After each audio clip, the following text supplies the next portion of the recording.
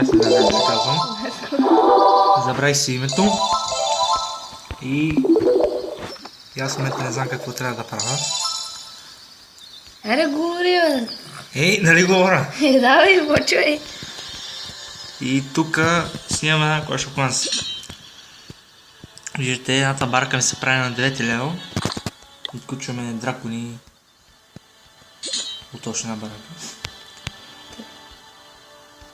Сега трябва да махнем и другите куците са отстрани, че право ме вбесява.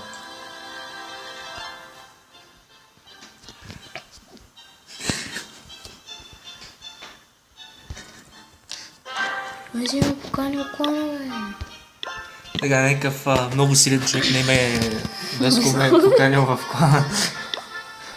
Да. Ставаме, мисля, че 3-4, 5, 20. 20-50 души, да. Ставаме 3. Виждате, Веско е на последно място, много селен да си пише, че Silver 2 с 960 купи, ама машинка. Той пе си казва, че Хана Спорух, ако го знаете кой е, ако сте умни и имате шестици по история. Ама ще изгуби профила, той ми е приятел от Марс. Ходил е на лунна експедиция и така. Трябва да си направим войска. Ама кога ще стане това?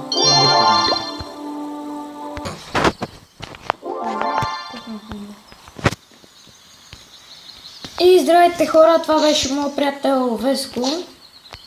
След този клип ще направим поредица на Minecraft Pocket Edition. Ще играем заедно. Мултиплеер или сървър нещо. Ще направим... На мултиплеер сървър това също. Добре. Ще направим един сървър и ще играем заедно. Много преди. Не мога да събера 79 диаманта да си спиете от мен. Яки покажи другите силни в клана.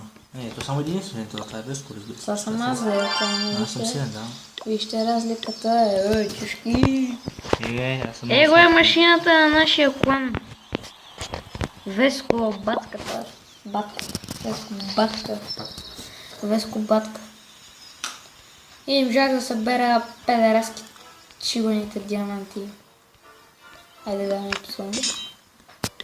Без. Гласи, че все пак това е YouTube, трябва да сме малко И културни.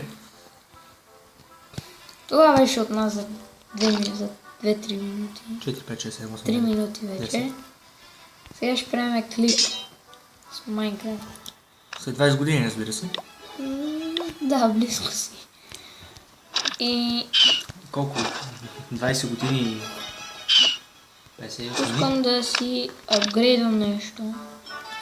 Къде си изправил билдерите? Всеки изход на вечеря пият на допира. И това беше от нас. Чао, това сме ние, Веско.